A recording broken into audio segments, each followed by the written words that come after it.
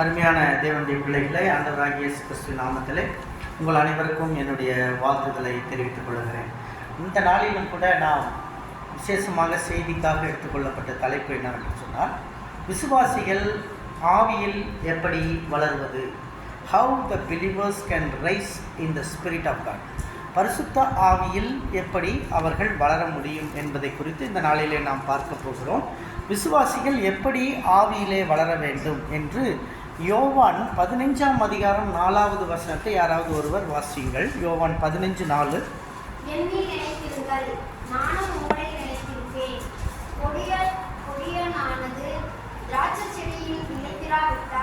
அது தானாய் கனி கொடுக்க மாட்டாதது போல நீங்களும் என்னில் நிலைத்திராவிட்டால் கனி கொடுக்க மாட்டீர்கள். அல்லேலூயா.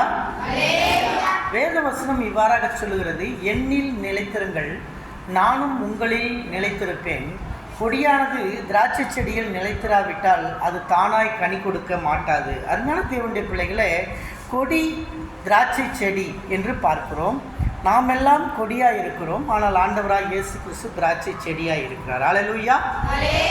திராட்சை செடியில் நிலைத்திருக்கிற கொடிதான் நிலைத்திருக்கும், நிறைய கனிகளை கொடுக்கும். அப்படியாக வேத வசனம் நமக்கு தெளிவாக சொல்லுகிறது, திராட்சை செடியில் நிலைத்திருக்க வேண்டும். இந்த திராட்சை செடி தான் இயேசு கிறிஸ்துவாக இருக்கிறார். நானே மெய்யான திராட்சை செடி என்று வேத வசனத்திலே சொல்லி இருக்கிறார். ஆகவே அந்த திராட்சை செடியானது கொடியிலே நிலைத்திருப்பதைப் போல உங்களுடைய ஆவிக்குரிய வாழ்க்கையிலே 5 காரியங்கள், ஒரு விசுவாசி 5 காரியங்களில் நிலைத்திருக்க வேண்டும். அந்த 5 காரியங்கள் என்னவென்று சொல்லி நான் இந்த நாளிலே உங்கள் மத்தியிலே பேசலாம் என்று இருக்கிறேன். அதில் முதல் காரியம் இயேசுவை ஏற்றுக்கொள்வது. 2வது காரியம் இயேசுவில் நிலைத்திருப்பது. 3வது காரியம் சுயத்துக்காக மரிப்பது. 4வது காரியம் ஆவியில் வளருவது. 5வது காரியம் நன்மை செய்வது. 6வது காரியம் தேவனுக்கு பயந்து விசுவாசத்தில் நிலைத்திருப்பது. இந்த 6 காரியங்களை குறித்து இந்த நாளிலே நாம் செய்திக்காக தியானிக்க போகிறோம். முதல் காரியம் என்னவென்று சொன்னால், இயேசுவை ஏற்றுக்கொள்வது, த அக்செப்டன்ஸ் ஆஃப் த கிரைஸ்ட். நம்ம இன்னைக்கு இயேசுவை ஏற்றுக்கொள்ளும்போது உன்னுடைய வாழ்க்கை முழுவதுமாய் மாறும். When you accepted Christ, totally your life will be reformed என்று நாம் பார்க்கிறோம். நாம் எப்பொழுது இயேசுவை ஏற்றுக்கொள்கிறோமோ அப்பொழுது நம்முடைய வாழ்க்கை முழுவதுமே ஒரு பெரிய மாறுதல்கள் ஏற்படுகிறதை நாம் பார்க்கிறோம். ஹல்லேலூயா, ஹல்லேலூயா. இயேசுவை ஏற்றுக்கொள்ளும் பொழுது வாழ்க்கையிலே ஒரு பெரிய மாற்றம் ஏற்படும். நான் எனது 21வது வயதிலே ஆண்டவராகிய இயேசு கிறிஸ்துவுக்கு என்னுடைய வாழ்க்கையை ஒப்புக் கொடுத்தேன். என்னுடைய வாழ்க்கையை ஒப்புக் கொடுத்த பொழுது என்னுடைய வாழ்க்கையிலே இயேசுவையும் உலகத்தையும் பிரித்த ஒரு வாழ்க்கை அங்கே இருந்ததை நான் பார்த்தேன். உலகம் என்பது பாவத்திற்கு கொண்டு செல்லக்கூடிய ஒரு மோசமான வாழ்க்கை. ஆனால் இயேசுவை ஏற்றுக்கொண்ட பிறகு பிரித்தெடுக்கப்பட்ட ஒரு வாழ்க்கை இருந்ததை நான் பார்த்தேன். அந்த வாழ்க்கையிலே அதிக நேரம் ஆண்டவரோடு ஜெபிப்பது, அதிக நேரம் வேதம் வாசிப்பது, கெட்ட நண்பர்களையெல்லாம் ஒதுக்குவது, கெட்ட காரியங்களையெல்லாம் விளக்குவது என்று சொல்லி ஒவ்வொரு காரியத்தையும் கர்த்தர் இடைபட ஆரம்பித்தார். நான் 21வது வயதிலே இயேசுவை ஏற்றுக்கொண்ட பொழுது நான் எனது வாழ்க்கையை முழுவதுமாய் ஒப்புக் கொடுத்தேன். முழுவதுமாய் ஒப்புக் கொடுத்த பொழுது என்னுடைய தந்தைக்கு மிகவும் சந்தோஷமாக இருந்தது. ஏனென்று சொன்னால், தந்தையை பல காரியங்களிலே வேதனைப்படுத்தி இருக்கிறேன், அவரை பல நேரங்களிலே கஷ்டப்படுத்தி இருக்கிறேன். என்னுடைய அப்பா இயேசுவை என் மகன் ஏற்றுக்கொண்டான் என்று முதலிலே சந்தோஷப்பட்டவர் என்னுடைய தந்தையாக இருந்தார். ஏனென்று சொன்னால், என்னுடைய வாழ்க்கை முழுவதும் மாறிவிட்டது. நான் 24 மணி நேரமும் வேதத்தை வாசிக்கிற ஒரு மகனாகவே இருந்து வந்தேன். ஒரு நாள் காலையிலே வந்து அவர் கேட்கிறார், என்ன தம்பி நேரமாக எந்திரிச்சிட்டியா, பைபிள் படிச்சுட்டு இருக்க என்று கேட்டார். அப்பொழுது தான் எனக்கு தெரிகிறது, நான் ராத்திரி முழுவதும் பைபிள் படித்திருக்கிறேன், காலையில் 5:30 மணி ஆகிவிட்டது. வேதத்தை அந்த அளவுக்கு ஆழமாக படிக்க வேண்டும். இயேசுவை ஏற்றுக்கொள்ளும் பொழுது இவ்விதமாய் வேதத்தை ஆழமாய் படிக்கக்கூடிய ஒரு சத்திய வாழ்க்கை அங்கே வரும். அந்த வாழ்க்கை வரும்போது தான் ரிஃபார்ம்டு லைஃப் என்று நாம் பார்க்கிறோம். இந்த ரிஃபார்ம்டு லைஃப் வரும்பொழுது கெட்ட நண்பர்கள் ஒதுங்கி விடுவார்கள், கெட்ட ஃப்ரெண்ட்ஸ் ஒதுங்கி விடுவார்கள், கெட்டவைகளெல்லாம் நம்மளை விட்டு விலகிவிடும். சில நேரங்களில் நாம் பிசாசினுடைய சேஷ்டைகளை செய்யக்கூடிய பிசாசின் பிள்ளைகளாய் நாம் வாழ்கிறோம். ஆனால் இயேசு சந்திக்கும் போது அவையெல்லாம் நம்முடைய வாழ்க்கையிலிருந்து மாற்றப்படுகிறது, அவையெல்லாம் நம்முடைய வாழ்க்கையிலிருந்து பெரிய மாற்றங்களை ஏற்படுத்துகிறது. இயேசு நம்மை சந்தித்த பொழுது கெட்ட பழக்கங்கள் நம்மை விட்டு அகன்று போகிறது, கெட்ட நண்பர்கள் நம்மை விட்டு ஒதுங்கி போகிறார்கள், கெட்ட பழக்கங்கள் கெட்ட காரியங்கள் எல்லாம் விலகி போகிறது. அப்பொழுது முதல் காரியம் இயேசுவை ஏற்றுக்கொள்வது. ரோமர் 3ஆம் அதிகாரம் 22வது வசனத்தை யாராவது ஒருவர் வாசியுங்கள்.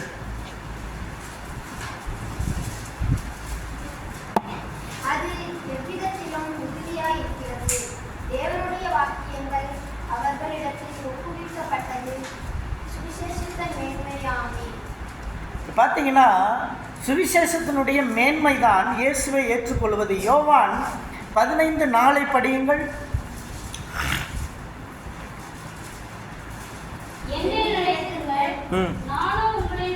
நானும் உங்களை நினைத்திருப்பேன். நீங்கள் முதல் காரியம் பாருங்கள், அந்த கொடியோடு அட்டாச் ஆகிட்டீங்கன்னு வச்சுக்கோங்க. அந்த திராட்சை செடி அந்த கொடியோடு அட்டாச் ஆகிடுச்சுன்னா அது நிறைய கனியை கொடுக்கும். இன்றைக்கி நம்முடைய வாழ்க்கையில் இயேசுவோடு யார் அட்டாச் ஆனாங்களோ அவங்க நிறைய கனிகளை கொடுப்பாங்க, லைஃப்பில் நிறைய கனிகளை கொடுப்பாங்க. வேண்டாத காரியங்களை பாவம் செய்ய சிலரையெல்லாம் தூண்டிக்கிட்டே இருக்கும். சில ஆவிகள் வாலிப வயசில் பாவம் செய்ய தூண்டும். நமக்கு வாலிப வயசில் ஒரு ஆணாக இருந்தால் இந்த பெண்ணை போய் பேசு, அந்த பொம்பளைகிட்ட போய் பேசுன்னு சொல்லி தூண்டிக்கிட்டே இருக்கும். அதே போல் ஒரு பொம்பளை பிள்ளையாக இருந்தால் அந்த பையன்கிட்ட போய் பேசு பேசு என்று தூண்டி கொண்டே இருக்குது. இதெல்லாம் பிசாசினால் உண்டாகிற காரியம். இயேசு உள்ளே வரும்போது அது வராது. அல்லேலூயா, அல்லேலூயா. இயேசு உள்ளே வரும் பொழுது, when you accepted Christ as your savior, your total life will be changed. Total life will be changed. என்னுடைய நண்பர்கள் எல்லாரும் சொல்லுவான், அண்ணனை எங்கடா பார்க்கவே முடியல. அண்ணனா இப்போ இந்த நேரத்துக்கு போனேன்னா சந்தியா மேடையில் முழங்கால் போட்டு ஜெபம் பண்ணிட்டு இருப்பேன். அண்ணன் என்ன பண்ணுவார், அண்ணனை இனிமேல் பார்க்க முடியாது இந்த உலகத்தில். நம்மளாம் அண்ணனை வச்சு நிறைய தப்பு பண்ணியிருக்கோம், உலகத்தில் நிறைய அடவாடித்தனம் பண்ணிட்டோம். ஆனால் அண்ணன் இன்றைக்கி பைபிள் தூக்க ஆரம்பிச்சிட்டாரு. இனி அண்ணனை நீங்கள் பார்க்க முடியாது. அண்ணன் எங்கே இருக்கார்? அண்ணன் இந்நேரம் சந்தியா மேடையில் உட்காந்து ஜெபம் பண்ணிட்டு இருப்பார். இதுதான் அண்ணனை குறித்து சொன்ன சாட்சி. அல்லேலூயா, அல்லேலூயா. இன்னைக்கு நீங்கள் இயேசுவை ஏற்றுக்கொண்டால் உங்களை குறித்த சாட்சியும் அதுவாகத்தான் இருக்கும். உங்கள் வாழ்க்கை மாற வேண்டும், பாவ சுவாபங்கள் மாற வேண்டும். நாம் செய்கிறது தவறு என்று தெரிந்தும் தொடர்ந்து நாம் செய்கின்ற பாவம் அக்கிரமமாக மாறும். அல்லேலூயா. இது பாவம் என்று இருக்கும் பொழுது அது முதலிலே பாவமாகத்தான் இருக்கும். அதை தொடர்ந்து செய்யும் பொழுது அது அக்கிரமமாக மாறும். அது அக்கிரமமாய் மாறும் பொழுது தான் அது பார்த்தீங்கன்னா வெட்ட வெளிச்சமாகி சில நேரங்களில் அது கோர்ட்டு வரைக்கும், கேஸ் வரைக்கும் போகும். அது அக்கிரமமாய் மாறுவதினாலே அருமையான தேவனுடைய பிள்ளைகளே, உங்களை முதலிலே வாலிப வயதிலே இயேசுவுக்காக உங்கள் வாழ்க்கையை அர்ப்பணிக்க வேண்டும். உங்கள் வாழ்க்கைக்கு நீங்கள் இயேசுவுக்காக அர்ப்பணித்தீர்கள் என்று சொன்னால் உங்கள் வாழ்க்கை டோட்டலாக ரிஃபார்ம் ஆகிடும், டோட்டலாக மாறிடும். நான் என்னுடைய 21 வயசில் இயேசுவை ஏற்றுக்கொண்டப்ப என்னுடைய கெட்டப்பழக்கங்களையெல்லாம் விட வேண்டியிருந்தது. என்னுடைய உலக சந்தோஷ சிற்றின்பங்களையெல்லாம் விட வேண்டியிருந்தது.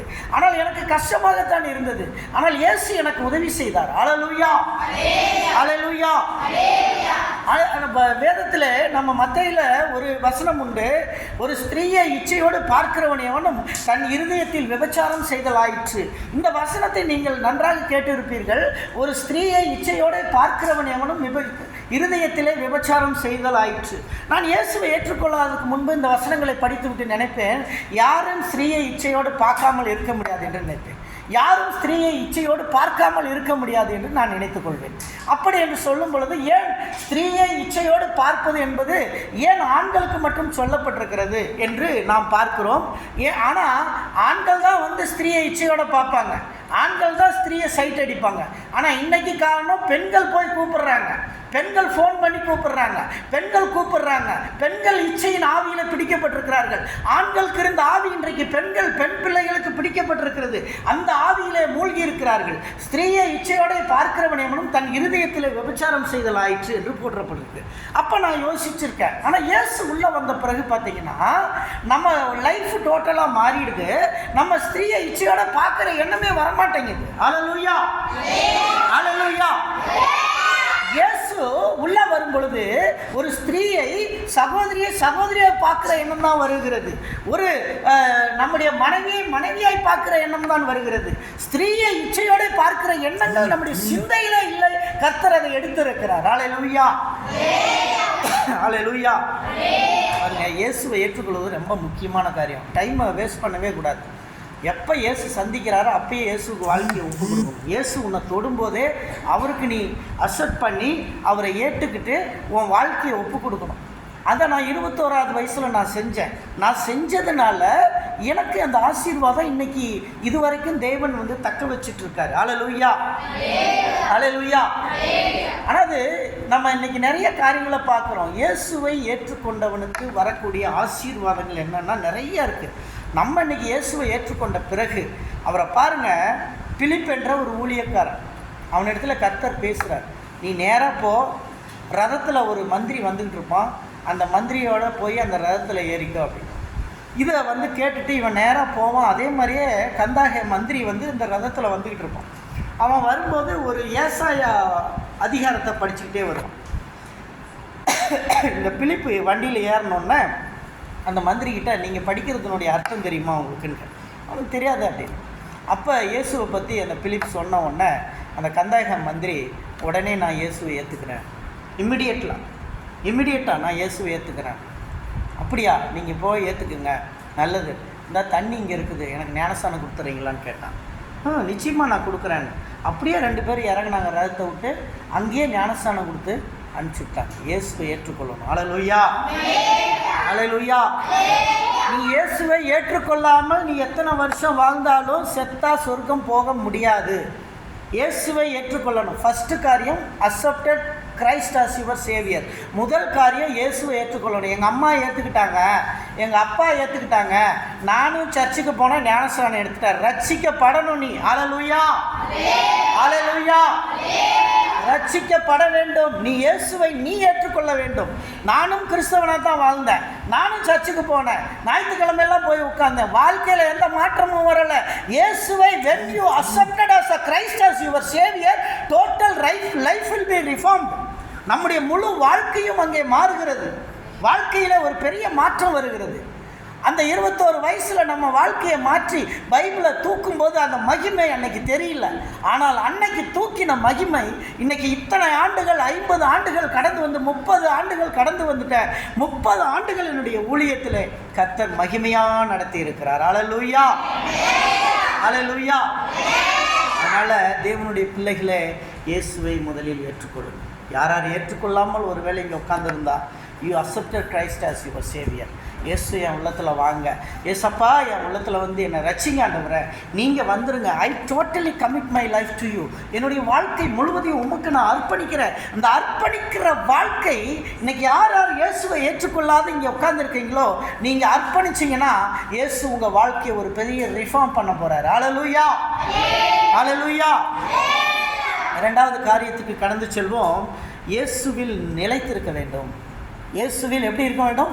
நிலைத்திருக்க வேண்டும். ஏற்றுக்கொள்வது ஈஸியாகிடுச்சு, ஆனால் அவரோட நிலைச்சிருக்கிறது தான் ரொம்ப கஷ்டம். அவருக்குள்ளே நிலைச்சிருக்கிறது ரொம்ப கஷ்டம். நிறையா பேர் ஞானஸ்தானம் இன்றைக்கி இங்கே இந்த சபையில் ஞானஸ்தானம் எடுத்தோம் 360 பேர் இருக்கான். சபையில் ஞானஸ்தானம் நான் ஏறுபள்ளிக்கு வந்த பிறகு ஞானஸ்தானம் கொடுத்தது மொத்தம் 360 பேர் லிஸ்ட்டில், 360 பேர். ஆனால் இங்கே 6 பேர் உட்காந்துருக்கு, 6 பேர் கூட இல்லை. எல்லாம் பின்மாறி போயிட்டான், எல்லாம் பின்மாறி போயிட்டான். நிலைத்திருக்கல. இயேசுக்குள்ளே நிலைத்திருக்காத ஒரு வாழ்க்கை பரலோகம் போக முடியாது. இயேசுவை அறியாமல் போயிருந்தால் கூட பரவாயில்ல, அறிந்து இயேசுவை விட்டு விலகி போய் பரலோகத்தை இழந்து விட்டார்கள். பரலோகத்தை இழந்துட்டாங்க. சூழ்நிலையின் காரணமாக வெளியூர்களுக்கு போனால் கூட அங்கேயும் சர்ச்சுக்கு போகணும். எங்கே இருந்தாலும் சரி, நம்ம எந்த தேசத்தில் இருந்தாலும் சரி, நம்ம அங்கே திருச்சபைக்கு போகணும். இது ரொம்ப முக்கியமான காரணி. இயேசுவில் நிலைத்திருப்பது என்பது 1 யோவான் 2ஆம் அதிகாரம் 28வது வசனம். இயேசுவில் நிலைத்திருத்தல்.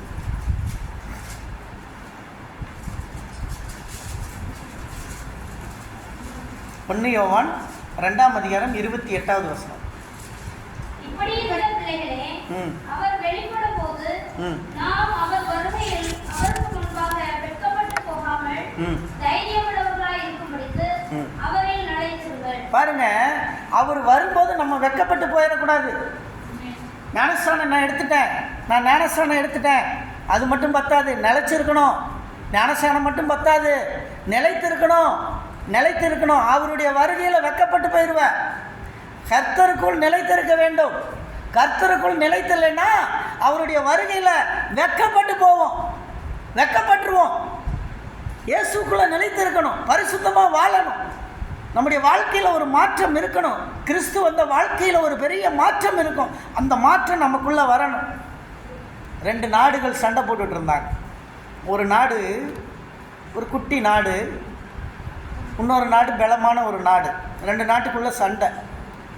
அப்போ இந்த குட்டி நாட்டு படைத்தளபதியை பார்த்து சொன்னாங்க, நம்மளாலையெல்லாம் இவங்ககிட்ட ஈடு கட்ட முடியாது, நம்ம பேசாமல் ஓடி போயிடலாம், நம்ம பேசாமல் என்ன செய்யலாம், ஓடி போயிடலாம், ஓடி போயிட்டு நம்ம இடத்துக்கே ஓடி போயிடலாம், நம்ம தோற்றதாகவே அறிவிச்சிடலாம். அந்த நேரம் போயிட்டே இருக்கிறப்ப இடையில ஒரு கோயில் ஒன்று வந்தது. அந்த கோயில்கிட்ட நின்றுட்டு அந்த படை வீரன் தளபதி சொன்னால், பாரு நம்ம வந்து ஜெயிக்கிறோமா இல்லையான்னு சொல்லி பூவா தலையாக போட்டு பார்க்கலாம். பூ தலை உளுந்துருச்சு அப்படின்னா நம்ம போகிறோம், தலை உளுந்துருச்சுன்னா நம்ம போகிறோம், யுத்தத்தில் ஜெயிக்கிறோம், வந்துடும், நமக்கு வெற்றி கிடைக்கும். அதே பூ விழுந்துச்சுன்னா நம்ம வேண்டான்னு வீட்டுக்கு போயிடலான்னா சரின்னு சொல்லிவிட்டு எல்லா படை வீரர்களும் அந்த இடத்துல கூடி நின்று எல்லாம் ஒரு பாட்டெல்லாம் பாடி ஜெபம் பண்ணிவிட்டு பூவா தலையாக போட்ட உடனே அப்படியே வந்து கீழே விழுந்தோன்னே தலை விழுந்துருச்சு. தலை விழுந்தோன்னே ஓனி எல்லாம் ஆரவாரம் பண்ணி நம்ம நேராக போகலாம், யுத்தம் பண்ணலான்னு சொல்லி எல்லாம் போய் யுத்தம் பண்ணி அந்த பெரிய படையை இந்த சின்ன படை விரட்டி விரட்டி அடித்து ஜெயிச்சிட்டாங்க. அல்லேலூயா, அல்லேலூயா. இப்போ படை வீரன் சொன்னால் நம்ம ஜெயிச்சிட்டோம், நமக்கு இருந்தது தைரியம், அந்த தைரியத்தால் நம்ம என்ன செஞ்சிட்டோம், ஜெயிச்சிட்டோம், நம்ம நிலையாக இருந்தோம், அதனால ஜெயிச்சிட்டோம், அதனால் இந்தாங்க இந்த காயினை நீங்கள் வச்சுக்கோங்கன்னு சொல்லி கொடுத்தான். அந்த காயினை வாங்கி பார்த்தா 2 பக்கமும் தலை இருக்குது. அல்லேலூயா. அந்த காயினை வாங்கி பார்த்தா 2 பக்கமும் தலை இருக்குது. எது விழுந்தாலும் நம்ம ஜெயிப்போம். இதுதான் வாழ்க்கையில் அருமையான தேவனுடைய பிள்ளைகளை கர்த்தரில் நிலைச்சிருக்கணும். அது ரொம்ப கடினமானது. சூழ்நிலை வரும்போது குடும்பங்கள் பேசும், இயேசுவை ஏற்றுக்கொண்டா எவ்வளோ அவமானம் தெரியுமா? இந்துவாக இருந்து கிறிஸ்துவை ஏற்றுக்கொள்வது, என்ன மாதிரி ஒரு கிறிஸ்துவ குடும்பத்திலேருந்து கிறிஸ்துவை ஏற்றுக்கொள்வது ரொம்ப ஈஸி. எனக்கு எதிராக யாரும் கிடையாது. எங்கள் அப்பா சந்தோஷப்படுவாங்க, எங்கள் அம்மா சந்தோஷப்படுவாங்க, என் சகோதரி சந்தோஷப்படுவாங்க, எல்லோரும் சந்தோஷப்படுவாங்க நான் இயேசுவை ஏற்றுக்கொண்டா. ஆனால் என்ன நடக்கும்? ஒரு இந்து குடும்பத்திலிருந்து இயேசுவை ஏற்றுக்கொண்டு வரும் பொழுது அவர்கள் குடும்பத்தின் மத்தியில் அவமானத்தை சந்திக்கிறார்கள். சூழ்நிலையிலே அவள் ஏன் இதற்கு போய் சேர்ந்து விட்டார், என்ன காரணம்? இன்னும் சிலர் அது சில ஜாதிகளை சொல்லி பேசுகிற காரியங்கள்லாம் இருக்கிறது. சில எங்கள் மதத்தோடு நீ கை கலக்க மாட்டாய் என்று சொல்லி ஒதுக்குகிற சூழ்நிலை எல்லாம் இருக்கிறது. அப்படி இருந்தும் நீ நிலைத்திருக்கிறாயா, கர்த்தர் உன்னை ஆசீர்வதிப்பார். ஹல்லேலூயா. எவ்வளவு போராட்டம் உனக்கு வந்தாலும், உன் சொந்தங்கள் பந்தங்கள் உன்னை ஒதுக்கி இருந்தாலும், இன்றைக்கு நீ இயேசுவுக்குள் நிலைத்திருப்பாய் என்று சொன்னால் கர்த்தர் உன்னை மென்மேலும் ஆசீர்வாதமாய் வைக்கப் போகிறார். ஹல்லேலூயா. வன்யா என்ற ஒரு படை வீரன் ரஷ்யாவில் இருந்தான். அவன் படிக்கும் பொழுது, அந்த படை ரஷ்ய இராணுவத்தில் இருந்த பொழுது அவன் பைபிளை படிக்க ஆரம்பித்தான். அவன் இயேசுவை ஏற்றுக்கிட்டான். இயேசுவை ஏற்றுக்கிட்டோன்னே எப்பயும் ராத்திரியில் ஆண்டவரை துதிக்கிறது, பாட்டு பாடுறது, இதெல்லாம் வன்னியாவுக்கு இருக்கும். அந்த கமாண்டருக்கு வந்து பிடிக்கவே பிடிக்காது. ஏன்னா ரஷ்ய நாடு வந்து கிறிஸ்துவ நாடு கிடையாது, ரஷ்ய நாடு வந்து நாஸ்திகர்கள். ஸோ அந்த நாஸ்திகர்கள் நாட்டில் இந்த மாதிரி பண்ணுறாங்களே அப்படின்னு சொல்லிட்டு வன்னியாவுக்கு கடுமையான பனிஷ்மெண்ட் கொடுத்தாங்க. என்ன பனிஷ்மெண்ட்டுன்னா, வெட்ட வெளியில் நிற்கணும், பாதுகாப்பு, நைட்டு வந்து நீ வெளியில் நிற்கணும், மிலிட்ரி பாதுகாப்பு, பயங்கர பனிக்கட்டி இறங்குற இடம், கீழே எச்சி துப்புனா -°C, எச்சி கீழே போகிறதுக்குள்ளே ஐஸ் கட்டியாக மாறிடும். அவ்வளோ மோசமான ரஷ்யா. அந்த ரஷ்ய நாட்டில் வன்யாவை கொண்டு போய் வெளியே நிறுத்திட்டாங்க. வன்யா அங்கே நிலைத்து நின்று கொண்டு இருக்கிறான். அவன் நின்றுக்கிட்டு கர்த்தரை துதிக்கிறான், ஹல்லேலூயா சொல்கிறான், ஸ்தோத்திரம் சொல்கிறான். வன்யாவுக்கு பயங்கரமான சந்தோஷம். நீ என்னை பணியிலேயே அனுப்பினாலும் சரி, நீ எவ்வளோ கஷ்டம் கொடுத்தாலும் நான் என் கர்த்தரில் நிலைச்சிருப்பேன். ஹல்லேலூயா. நிறைய பேர் நிறைய கஷ்டங்கள் வரும்போது கர்த்தரை தூக்கி எறிவோம், கர்த்தரை தூக்கி எறிவோம். எனக்கு ஏன்னா கடவுள் இப்படி பண்ணார், எனக்கு ஏண்டா அந்த சாமி இப்படி பண்ணுறாரு அப்படின்னு சொல்லிட்டு நம்ம கர்த்தரை தூக்கி எறிவோம். இந்த மாதிரி போராட்டங்கள் வரும்போது அவரில் நிலைச்சிருக்கணுங்க தேவனுடைய பிள்ளைகளை. வன்யா அங்கே நிலைச்சி நிற்கிறான். வன்யா நின்றுட்டு ப்ரேயர் பண்ணிகிட்டே இருக்கிறான். திடீர்னு தேவ தூதன் வந்து ஒரு கொடையை விரிச்சானான். அந்த கொடைக்குள்ளே அக்னி மயம், அப்படியே அக்னி நிற்கிதான் அந்த பனிக்கட்டியில். அவனுக்கு எதுவுமே கிடையாது, வெறும் இராணுவ உடையோடு நின்றுக்கிட்டு இருக்கிற வன்னியா. அவனை வந்து ராத்திரி முழுசு நிறுத்திட்டு கமாண்டர் காலையில் வந்து பார்த்தா இவன் செத்துருப்பான் அப்படின்னு வந்து பார்த்தா அவன் சாகவே. ஏண்டா நீ சாகலையா, என்ன ஆச்சுன்னா, என் தேவன் என்னை தப்புவிக்க வல்லவராக இருந்தார். என் ராஜா ராத்திரியில் தேவதூதனை அனுப்புனார். அந்த தூதன் என்னை சூழ்ந்து ஒரு பெரிய கொடையை விரிச்சிட்டான். அந்த கொடைக்கு கீழே நான் சூடாக வெப்பத்திலேயே நின்றுட்டு இருந்தேன்னு சொன்னான். ஹல்லேலூயா. 14 வயசுங்க வன்னியா இயேசுவை ஏற்றுக்கொள்ளும்போது 14 வயசு. 14 வயசில் இயேசுவை ஏற்றுக்கொண்டான் வன்னியா. வன்னியா 14 வயசில் இயேசுவை சொந்த ரட்சகராக ஏற்றுக்கொண்டான். அவன் வாழ்க்கையில் பாவம் இல்லாத பரிசுத்த வாழ்க்கையை அவன் கடைபிடிச்சான். அந்த ரஷ்ய இராணுவத்தையே புரட்டி போட்டான் கிறிஸ்துவின் சாட்சியில். அல்லேலூயா, அல்லேலூயா. இப்படி ஆண்டவருக்குள் நாம் நிலைத்திருக்க வேண்டும் தேவனுடைய பிள்ளைகளே. அவரில் நிலைத்திருப்பது தான் இந்த 2வது காரியம். எவ்வளோ கஷ்டம் வரட்டும், எவ்வளோ வியாதி வரட்டும், எவ்வளோ போராட்டங்கள் வரட்டும், இயேசுவில் நிலைத்திருக்க வேண்டும். அதுதான் ரொம்ப முக்கியம். அல்லேலூயா, அல்லேலூயா. சில நேரங்களில் நம்முடைய சூழ்நிலையே நமக்கு அமைஞ்சு வராது. நம்ம நினைக்கிற மாதிரி நம்ம சூழ்நிலை வராது. நம்ம குடும்பம் நம்மளுக்கு ஒத்து வராது. நமக்கு கர்த்தர் கொடுத்துருக்கிற இடம் நமக்கு ஒத்து வராது. நம்ம கர்த்தர் அனுப்பியிருக்கிற சூழ்நிலை ஒத்து வராது. இதெல்லாம் ஒத்து வராத இடத்துல தான் கர்த்தர் நம்மளை வச்சு அங்கே நம்மளை பயிற்றுவிக்கிறார். அல்லேலூயா. எதை நீ விரும்பவில்லையோ, எது உனக்கு வேண்டாம் என்று நினைக்கிறாயோ, அப்படிப்பட்ட மனிதர்களை கொண்டு உன்னுடைய வாழ்க்கையில் உன்னுடைய கேரக்டரை மோல்டு பண்ணுவார் கர்த்தர். அல்லேலூயா, அல்லேலூயா. யாக்கோபு தன்னுடைய மாமனை விரும்பவில்லை. யாக்கோபினுடைய குணத்தை மாற்றுவதற்கு யாக்கோபை விட மோசமான ஒரு மாமனை வைத்து அவனுடைய வாழ்க்கையை மாற்றினார். அல்லேலூயா, அல்லேலூயா. சில நேரங்களில் நீ எதிர்பார்க்காமல், நீ விரும்பாத ஒரு சில காரியங்களை கர்த்தர் அனுப்பி உன்னுடைய கேரக்டரை கர்த்தருக்குள்ள பலப்படுத்திக்கிட்டு இருப்பார். அல்லேலூயா, அல்லேலூயா. நாம் நிறைய நேரத்தில் ஆண்டவரே எனக்கு ஏன் இதெல்லாம் கொடுத்தீர், எனக்கு ஏன் இந்த பிரச்சனையை அனுப்புகிறீர், எனக்கு ஏன் இப்படிப்பட்ட சூழ்நிலையான மனிதர்களை கொடுக்கிறீர், எனக்கு ஏன் இப்படிப்பட்ட மோசமான பிள்ளைகளை கொடுத்திருக்கிறீர் என்று நாம் சில நேரங்களில் சிந்திப்போம். சில நேரங்களில் சிந்திப்போம், எனக்கு ஏன் இப்படிப்பட்ட கணவர் வந்தார், எனக்கு ஏன் இப்படிப்பட்ட மனைவி வந்தார் என்று சில நேரங்களில் நாம் சிந்திப்போம். God want to mold your character. தேவன் உன்னுடைய குணாதிசயங்களை மாற்றுவதற்காக கர்த்தர் இவைகளை எல்லாம் அனுமதித்திருக்கிறார். அல்லேலூயா, அல்லேலூயா. சில நேரங்களில் பள்ளியிலே ஆசிரியர்கள் சொல்லுவார்கள், இந்த பசங்களை வச்சுட்டு என்னால் டாலரேட் பண்ண முடியல, என்னால் ஒன்றும் செய்ய முடியல, என்ன பண்ணுறதுனே தெரியல. ஒருத்தன் ஒவ்வொரு மாதிரி இருக்கான். ஒருத்தன் இப்படி பண்ணால் இன்னொருத்தன் அப்படி பண்ணுறான், இன்னொருத்தன் இப்படி பண்ணுறான். இந்த டீச்சர்ஸுக்கு வேறு வழி இருக்காது. என்னடா சனின்னு நமக்கு வந்து இப்படி வாய்ச்சிருச்சுன்னு. ஆனால் கர்த்தர் அவங்கள வச்சு தான் மோல்டு பண்ணிட்டு இருப்பார். அல்லேலூயா, அல்லேலூயா. தேவன் அவர்களை வைத்து அதிலிருந்து ஏதோ ஒரு காரியத்தை கற்றுக் கொடுக்க விரும்புகிறார். அருமையான தேவனுடைய பிள்ளைகளை, அவரில் நிலைத்திருக்க கற்றுக்கொள்ளுங்கள். அடுத்ததாக 3வது காரியம், சுயத்திற்காக மறியுங்கள். சுயம் சாக வேண்டும். சுயம் சாக வேண்டும். நான் எனது வீட்டில் இருந்தால் நன்றாக இருப்பேன், நான் எனது அம்மா வீட்டில் இருந்தால் நன்றாக இருப்பேன். ஆனால் என் கணவர் வீட்டுக்கு வந்துட்டேன், சுயம் சாகலை. சுயத்தை சாகடித்தால் சுகமா வாழ்வேன். அல்லேலூயா, அல்லேலூயா. நிறைய நேரங்களில் நீ நினைக்கிறாய், நமக்குள்ள அந்த சூழ்நிலை வருகிறது. நான் எங்கள் அம்மா வீட்டில் இருந்திருந்தேன் என்னை நல்லா பார்த்துருப்பாங்க, எங்கள் அம்மா கிட்ட இருந்தால் நல்லா பார்த்துருப்பாங்க. ஆனால் கர்த்தர் ஏன் இந்த கணவர் வீட்டில் கொண்டு வந்து விட்டுருக்காரு? நான் விருப்பப்படுறது என்னுடைய தாய் வீடு தானே, என்னுடைய சொந்த ஊர் தானே, என்னுடைய தேசம் தானே நம்மெல்லாம் நினைப்போம் சில நேரங்களில். ஆனால் உன் சுயம் சாக வேண்டும் என்பதற்காக கர்த்தர் இவைகளை எல்லாம் அனுமதிக்கிறார். அல்லேலூயா, அல்லேலூயா. உங்களுடைய சுயம் சாக வேண்டும். ராக்லாண்ட் என்ற ஒரு துரை இருந்தார். அவர் மிஷினரியாக இந்தியாவுக்கு வந்தார். இந்தியாவுக்கு மிஷினரியாக வரும்போது அவர் லண்டனில் ஒரு பெரிய கோடீஸ்வர குடும்பத்தை பிறந்தவர். பல சொத்துக்கள் இருந்தது. அவர் இந்தியாவுக்கு வந்துட்டார். இந்தியாவுக்கு வந்து ரொம்ப கஷ்டப்பட்டு ஊழியம் பண்ணிகிட்டு இருக்காரு. ஒரு முறை அவருக்கு பயங்கரமாக பசிக்குது.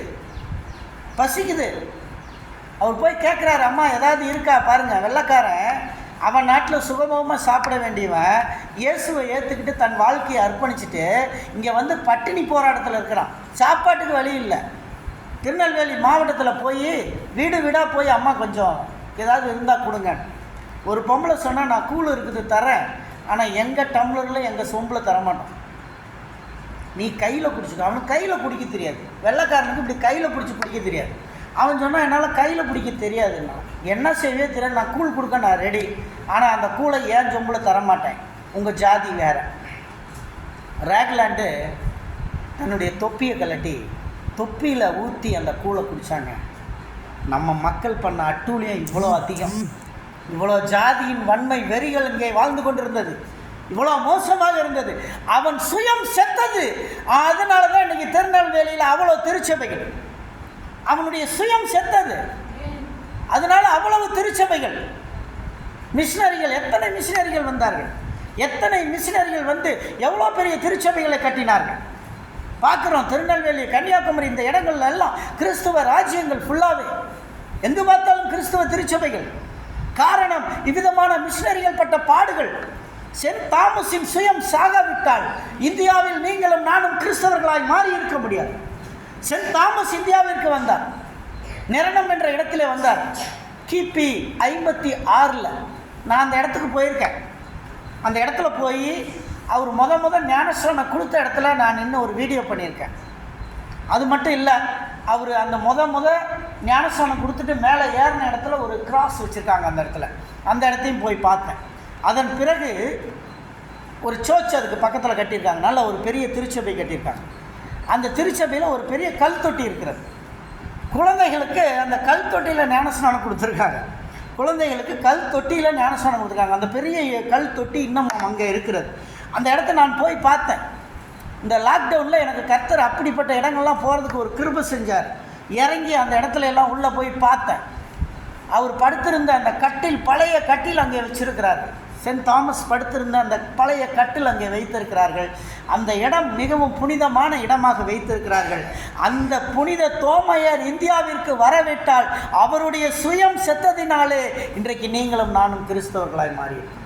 ஹல்லேலூயா. அவர் வராவிட்டால் இந்த பூமியில் ஒன்றும் நடந்திருக்காது. 7 திருச்சபையை கட்டுகிறார். 7 திருச்சபை. அந்த அரை திருச்சபை அறையாக நின்று கொண்டிருக்கிறது இன்றைக்கும். அதை கட்டிவிட்டு தான் அவருக்கு கர்த்தருடைய அழைப்பு, நீ தமிழ்நாட்டுக்கு போ. தமிழ்நாட்டுக்கு போன அழைப்பு. நேராக தமிழ்நாட்டில் வந்தார். வந்து அவர் சென்னை பட்டணத்தில் இறங்கி அங்கே சுவிசேஷத்தை சொல்லி கொண்டு இருக்கிறார். அங்கே சுவிசேஷத்தை சொல்லும் பொழுது ஈட்டியால் குத்தப்படுகிறார். அங்கே அவர் சுயம் சாகிறது. ஈட்டியால் குத்தப்பட்டு கொல்லப்பட்டார். அந்த இடத்துக்கு பேர் தான் சென்னையில் சென்ட் தாமஸ் மவுண்ட் என்று அழைக்கப்படுகிறது. பரங்கி மலை என்று அழைக்கப்படுகிற Saint Thomas Mount. Saint Thomas ரோடே இருக்குது சென்னையில். சென்ட் தாமஸ் மவுண்ட் இருக்கிறது. சென்ட் தாமஸ் சர்ச் இருக்கிறது. கடந்த முறை நாங்கள் குடும்பமாய் போய் அந்த இடத்தை விசிட் பண்ணோம். சென்ட் தாமஸனுடைய கல்லறையின் எலும்பை வைத்திருக்கிறார்கள் அந்த இடத்துல. சென்ட் தாமஸனுடைய எலும்பு துண்டு அங்கே இருக்கிறது. அந்த கல்லறையை கீழே காட்டியிருக்கிறார்கள். அந்த கல்லறையில் சென்ட் தாமஸனுடைய எலும்பு இருக்கிறது என்று காட்டுகிறார்கள். இப்படி இதெல்லாம் உண்மையான சாட்சி. இந்த சுயம் மறிக்கும் பொழுது இந்த மாதிரி கிறிஸ்துவ மிஷினரிகள் வந்து தங்களை அர்ப்பணித்து தங்கள் சுயத்துக்காக வரவில்லை, அவர்கள் ஆடம்பரத்துக்காக வரவில்லை, தங்கள் சுயத்துக்காக அவர்கள் ஒப்பு கொடுத்ததினாலே சுயத்திற்காக மறித்தார்கள். அருமையான தேவனுடைய பிள்ளையே, இன்றைக்கு உன்னுடைய சுயம், நீ வேலை செய்ய. ஹாஸ்டலில் பார்த்தா சுயம் இல்லை, சுயத்துக்கு மறிக்கல யாரும். சொன்னால் அவ செய்யட்டும் அந்த வேலையை, இவ செய்யட்டும். ஆண்டி பிச்சுட்டு ஓடி போடலான்னு பார்க்குறாங்க. ஆண்டிக்கு அப்படியே பிச்சுட்டு ஓடி போயிடலாம். இவங்களுக்கெல்லாம் எப்படா இவங்கெல்லாம் மேனேஜ் பண்ணணும் அப்படின்னு நினைக்கிறாங்க. ஏன்னா சுயம் சாகலை, நான் செய்கிறேன் அந்த வேலையை என்று என்றைக்கு நீ நினைக்கிறாயோ அன்றைக்கு உன் சுயம் சாகும். உன் சுயத்தை சாக வெடிக்க விரும்பலை.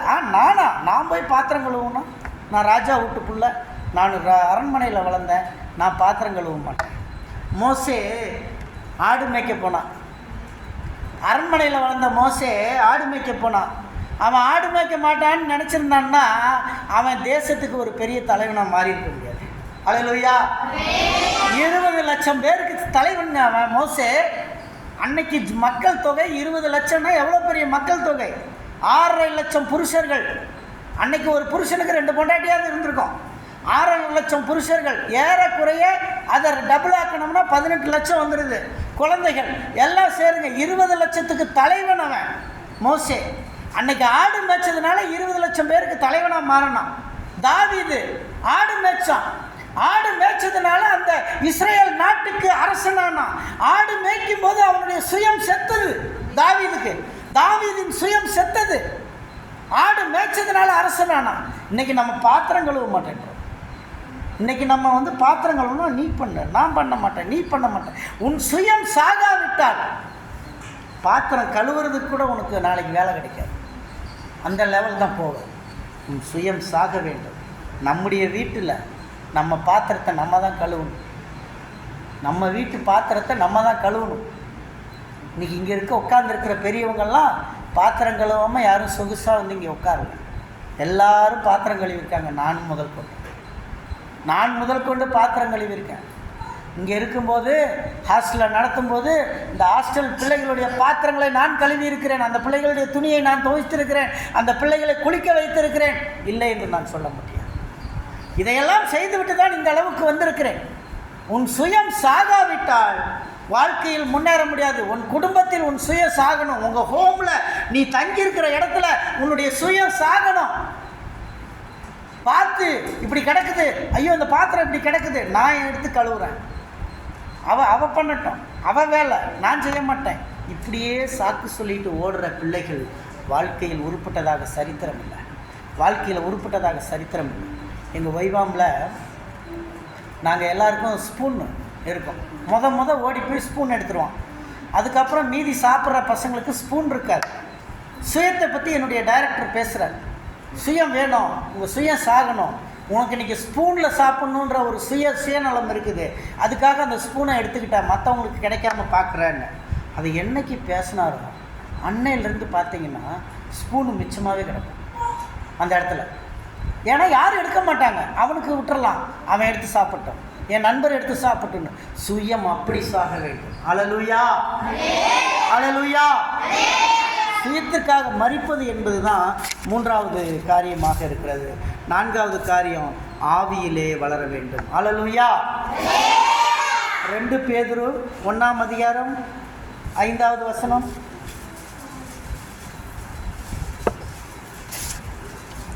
2 பேதுரு நீங்கள் அதிக ஜாக்கிரதை உள்ளவர்களாய் உங்கள் விசுவாசத்தோட தைரியத்தோட ஞானத்தையும் ஞானத்தோட இச்சையடக்கத்தோட பொறுமையையும் பொறுமையோட தேவ பக்தியோட சகோதர ஸ்நேகத்தோட அன்பையும் கூட்டி வளர்க்குங்கள். அல்லேலூயா. இதுதாங்க ஆவியில் வளர்றது. எப்படி வளரணும்? பொறுமையோட படிங்க மறுபடியும். நீங்கள் அதிக ஜாக்கிரதை உள்ளவர்களாய் உங்கள் விசுவாசத்தோட தைரியத்தோட ஞானத்தோட இச்சை அடக்கத்தோட பொறுமையோட தேவ பக்தியோட சகோதர ஸ்நேகத்தோட அன்பையும் கூட்டி வளருங்கள். அல்லேலூயா. இந்த சகோதர ஸ்நேகம் நமக்குள்ளே இருக்கணும். சகோதர ஸ்நேகம் பார்க்கும்போது சகோதர ஸ்நேகம், அந்த சகோதர ஸ்நேகம் எங்கே இருக்கிறதோ அங்கே அவர்களுக்குள்ள ஒரு ஒற்றுமை இருக்கும். ஹோமில் ஒரு பிள்ளைக்கு இன்னொரு பிள்ளை சண்டை கண்டன்னா அந்த சகோதர ஸ்நேகம் இல்லை. என்னுடைய சகோதரின்ற ஒரு ஸ்நேகம் இல்லை. சகோதரி ஸ்நேகம்ன்றது தான் சகோதர ஸ்நேகம். சகோதரி ஸ்நேகம், அந்த அன்பு இருக்கணும். அந்த அன்பு இருந்து கொண்டே இருக்க வேண்டும். சகோதர ஸ்நேகம் என்பது அது இருக்கும் பொழுது தான் எப்பயுமே நம்ம ஆவியில் வளருவோம். இந்த காரியங்கள்லாம் நமக்குள்ளே வேணும். நமக்கு இருக்கிற பக்கத்தில் இருக்கிற என் பிரதர், மை சிஸ்டர் என்ற ஒரு எண்ணங்களில் வளர வேண்டும். அந்த பொறுமையோட அன்போட அந்த வளர்ச்சியில் நம்ம வளர்ந்து கொண்டே இருக்க வேண்டும். இது ரொம்ப முக்கியமான காரியம். மோனிகா என்று சொல்லுகிற ஒரு வயசான அம்மா இருந்தாங்க. அந்த அம்மாவுக்கு கணவன் இறந்துட்டாங்க. 2 பசங்க, ஒரு பொம்பளை பிள்ளை. இந்த மோனிகா ரொம்ப சர்ச்சில் ரொம்ப ஆணித்தரமாக ஜெபிக்கிற ஒரு பெண்மணி. கணவனை இழந்த கவலையில் அவங்க பிள்ளைகளை நல்லா வளர்க்கணும்னு பார்த்தாங்க, நல்லா அன்பாக வளர்க்கணும்னு பார்த்தாங்க. அப்போ இந்த மோனிகா என்ன பண்ணாங்கன்னா, ரொம்ப டிசிப்ளினாக சர்ச்சுக்கு ஒழுங்காக போகணும் பசங்க, அவனை போனால் கூட்டிகிட்டு போகணும். அதில் 2வது பையன் பரவாயில்ல, இந்த மூத்த பையன் அகஸ்டின்னு ஒரு பையன் அவருக்கு, மோனிகாவுக்கு. இந்த அகஸ்டின்ற பையன் பயங்கரமாக ஊர் சுற்றுவான், அடங்க மாட்டான், என்ன சொன்னாலும் கேட்க மாட்டான். சில நேரங்களில் எனக்கு ஹாஸ்டல்லேருந்து ஃபோன் வரும், நாங்கள் என்ன சொன்னாலும் கேட்க மாட்டேறேன்னு சில பிள்ளைங்க பேரில். அகஸ்டின் மாதிரி கொஞ்சம் பிள்ளைங்க இருக்கிறீங்க, இந்த அகஸ்டின் மாதிரி எதுவுமே கேட்குறதில்ல, என்ன சொன்னாலும் கேட்குறதில்ல, இந்த காதில் வாங்கி இந்த காதில் விட்டுறது. இப்படியே அகஸ்டின் தன்னுடைய சொந்த எண்ணத்தில் போனான். ஒரு நாள் அகஸ்டின் ரோமுக்கு போகணுன்னு ஒரு முடிவு பண்ணான். ரோமுக்கு போகணுன்னா அம்மா உடனே நானும் வரேன், ஏன்னா அவன் கெட்டு போயிடுவான், ரோமுக்கு போனால் அவன் கெட்டு போயிடுவான், நானும் வரேன்ட்டு அம்மாவும் கூட வந்தேன். அப்போ அவனை கூடையே கூட்டிகிட்டு வந்தோன்னா அங்கேருந்து கடைசியில் ஓடி போயிட்டான். அகஸ்டின் ஓடிட்டான். திருப்பி அவனை பிடிச்சி கொண்டு வந்து அங்கே இருக்கிற ஒரு ஃபாதர்கிட்ட விட்டு, ஃபாதர் இவனை நல்வழிப்படுத்துங்க, இவன் இப்படியே மோசமாக போயிட்டுருக்கான். அந்த அம்மா எவ்வளோ கஷ்டப்பட்டு அகஸ்டினை வளர்த்துனாங்க. அகஸ்டின்னா ரொம்ப அட்டூழியம், நிறைய பெண் நண்பர்கள். அகஸ்டினை எப்பயும் Augustine come, Augustine come, Augustine கம்முன்னு கூப்பிட்ற பெண் நண்பர்கள். உலகத்திலேயே மோசமானது என்ன தெரியுமா? பெண் நண்பர்கள் ஆம்பளைங்களுக்கு ஃபோன் பண்ணுறதும் பேசுகிறதும் தான் ஒஸ்ட்டு. உலகத்திலேயே மோசமான பெண்மணி யார் தெரியுமா? ஆம்பளைகளை தேடி போகிறது தான். இது நம்ம பெண் பிள்ளைகளுக்கு அது வரக்கூடாது. வாலிப வயசில் பெண் பிள்ளைகள் ஆம்பளை பையனை தேடி போகிறது, இது பயங்கர மோசமான வேசித்தனம். இந்த வேசிகளோட ஐக்கியமாக இருந்தால் அகஸ்டினுக்கு ஒரு பெரிய நோய் வந்துடுச்சு. அதுக்கப்புறம் அகஸ்டின் நோய் வந்த பிற்பாடு, அப்பா எனக்கு வேண்டாண்டா அந்த வம்பே அப்படின்னு சொல்லி அகஸ்டின் கர்த்தருக்குள்ளே அவனை ஒப்பு கொடுத்து நல்லவனாக மாறினான். அவனுக்கு ஒரு பாஸ்டர் நல்வழிப்படுத்தி அவனை அனுப்புனார். அதுக்கப்புறம் அவன் வெளிநாட்டில் போய் படித்தான். வெளிநாட்டில் படிச்சுட்டு கப்பலில் இறங்கி வர்றான் அகஸ்டின். அகஸ்டின் வரும்போது அவனுடைய கேர்ள் ஃப்ரெண்டெல்லாம் வந்துட்டாங்க. அகஸ்டின் வர்றான்ற செய்தி கேட்டவுடனே அவனுடைய கேர்ள் ஃப்ரெண்டெல்லாம் நிற்கிறாங்க. நின்றுட்டு அகஸ்டின் இறங்கி வர்றான். Augustine it is I, Augustine it is I, நான் இங்கே இருக்கேன், நான் இங்கே இருக்கேன்னு ஒவ்வொரு பொம்பளை பிள்ளையும் கூப்பிட்டுச்சு. அகஸ்டின் சொன்னான், Augustine is not I, Augustine is இந்த ஹை அப்படின்னா. ஹல்லேலூயா, ஹல்லேலூயா. அகஸ்டின் இங்கே இல்லை, இந்த உலகத்தில் இல்லை, அகஸ்டின் மேலே இருக்கிறவருக்கு சொந்தமாக மாறிட்டான்னு சொன்னான். ஹல்லேலூயா, ஹல்லேலூயா. இந்த மோனிகா தான் செயின்ட் மோனிகா. நீங்கள் பார்த்துருப்பீங்க, மோனிகா கேத்தலிக்கில் செயின்ட் மோனிகான்னு சொல்லியிருக்காங்க. இந்த அகஸ்டினை செயின்ட் அகஸ்டின் சொல்கிறாங்க. இந்த அகஸ்டின் தான் செயின்ட் அகஸ்டின். இதுதான் இந்த கேத்தலிக் ஸ்டோரியில் இருக்கும். நீங்கள் படித்து பார்த்தீங்கன்னா தெரியும். கேத்தலிக்கில் நம்ம நினைக்கிற அவங்க இந்த செயின்ட் பட்டம்லாம் சாதாரணமாக கொடுக்க மாட்டாங்க. அவங்களுக்குள்ளே ஏதாவது ஒரு அற்புத கிரியைகள்லாம் நடந்தால் தான் செயின்ட் பட்டம் கொடுப்பாங்க. கேரளாவில் பக்கத்தில் ஒரு பெண்மணிக்கு கொடுத்தாங்க செயின்ட்டு இன்னும் ஒரு பட்டம் கொடுத்தாங்க. அந்த அம்மா எந்த ஊர் அது, என்னமோ பாலான்ற இடத்துல அந்த அம்மாவுக்கு செயின்ட் பட்டம் கொடுத்தாங்க. அந்த அம்மா வாழும் பொழுதே புனிதமாய் வாழ்ந்துக்கிறாங்க. வாழ்க்கையிலே புனிதமாக வாழ்ந்ததுனால அவங்களுக்கு பேர் செயின்ட். நம்ம சர்ச்சுக்கு ஈபிக்காரன் கொடுத்துருக்கான், செயின்ட் தாமஸ் சர்ச். ஈபிக்காரன் நம்ம சர்ச்சுக்கு பேர் என்ன கொடுத்துருக்குறான்? Send Thomas search. இப்போ நீங்கள் போய் ஈபி பில் கட்ட போனீங்கன்னா அதில் இருக்க சென்ட் தாமஸ் சர்ச். அவனே எழுதிக்கிட்டான். செயின்ட் தாமஸ்ன்ற பேரை அவன் வாயில் நுழைஞ்சது சென்ட் தாமஸ்னு நுழைஞ்சிருச்சு. அதனால சென்ட் தாமஸ் சர்ச்சுன்னு போட்டான். நானும் சரி அப்படியே இருந்துட்டு அதை மாற்றவே வேண்டாம், இன்றைக்கி சென்ட் தாமஸ் சர்ச்சுன்னு தான் ஈபியில் பில்லு கட்டிகிட்டு இருக்கிறோம். ஹல்லேலூயா. கவர்மெண்ட் கெசட்டடில் சென்ட் தாமஸ் சர்ச்சுன்னு அந்த சர்ச் இருக்குது, ஹெப்ரான் சர்ச்சுன்னு இல்லை. ஆனால் அது பாருங்கள், இதெல்லாம் சில நேரங்களில் செயின்ட்டுன்ற புனித பேரை நம்ம அடைஞ்சிக்குது. இதெல்லாம் ஒரு சில காரணமாக அமைகிறத நம்ம பார்க்குறோம். அருமையான தேவனுடைய பிள்ளைகளை, அகஸ்டின் மாதிரி வாழ்க்கையில் ஒரு மாற்றம் வேணும். அவனை கூப்பிட்ட பெண்கள், அவனை தேடி போனவர்கள் எல்லாத்தையும் விட்டுட்டு இயேசு தான் போதும்னு சொல்லி வந்தான். ஹல்லேலூயா, ஹல்லேலூயா. அதனால் அவங்க அம்மா மோனிகா ரொம்ப பாடுபட்டு அவனை கர்த்தருக்குள்ளே நடத்துறதுக்கு முயற்சி செஞ்சாங்க. ஆனால் கடைசியில் அம்மாவுக்கும் அந்த புனித பட்டம் கிடச்சிது, மகனுக்கும் அந்த புனித பட்டம் கிடச்சிது. ஹல்லேலூயா, ஹல்லேலூயா. ஐந்தாவது காரியத்தை நம்ம பார்ப்போம். எல்லாருக்கும் நன்மை செய்ய வேண்டும், எல்லாருக்கும் நன்மை செய்ய வேண்டும். தீமத்தேயு 1 தீமத்தேயு 3ஆம் அதிகாரம் 14வது வசனம்.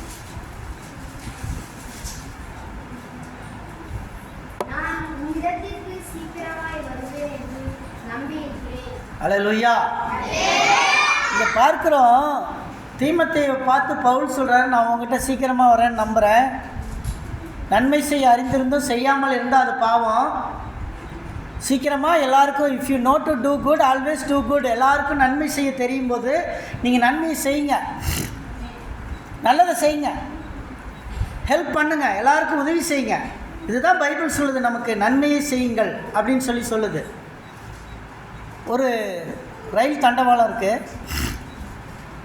அந்த ரயில் தண்டவாளத்தில் ஒரு தண்டவாளத்தில் ரெகுலராக வண்டிகள் வரும். அந்த ரெகுலராக வண்டி வரக்கூடிய தண்டவாளத்தில் என்ன பண்ணாங்கன்னா 10 பிள்ளைங்க விளையாண்டுக்கிட்டு இருக்கு. ரெகுலர் ட்ரெயின் வரக்கூடிய வண்டியில் தண்டவாளத்தில் 10 பிள்ளைங்க விளையாண்டுக்கிட்டு இருக்கு. இன்னொரு தண்டவாளம் வண்டியே வராத தண்டவாளம், அந்த தண்டவாளத்தில் ஒரு பையன் மட்டும் விளையாண்டுக்கிட்டு இருக்கான். இப்போ நம்ம கையில் அந்த கண்ட்ரோல், தண்டவாளத்தை திருப்பக்கூடிய கண்ட்ரோல் நமக்கு இருந்துச்சுன்னா எந்த பக்கம் திருப்பி விடுவோம்? எந்த பக்கம் திருப்பி விடுவோம்? அங்கே ஒரு பையன் இருக்கிறான். அப்போ நம்ம என்ன பண்ணுவோம்? சரி, இந்த ட்ரெயின் போய் 10 பேரை காலி பண்ணுறதுக்கு ஒருத்தனை காலி பண்ணால் பரவாயில்ல, ஒருத்தனை காலி பண்ணால் பரவாயில்லன்னு நம்ம என்ன செய்வோம்?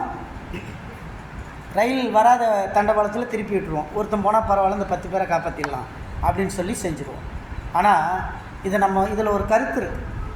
என்ன இருக்குது அப்படின்னா, அவன் உண்மையிலே டிசிப்ளினான பையன், ஒழுக்கமான பையன். அந்த ஒழுக்கமான பையனை காப்பாற்றணும்னு நினைக்கல.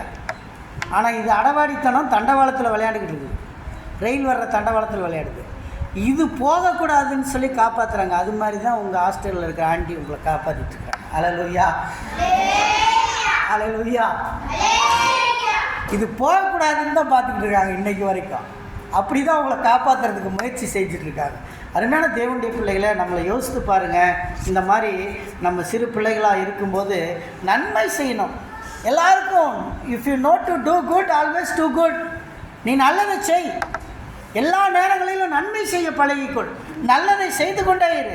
யார் யாருக்கு செய்யணுமோ அவங்களுக்கெல்லாம் செய். கடைசியாக நான் சொல்கிறேன், ரோமர் 6:22, தேவனுக்கு கீழ்ப்படிந்து விசுவாசத்தில் நிலைத்திருங்கள்.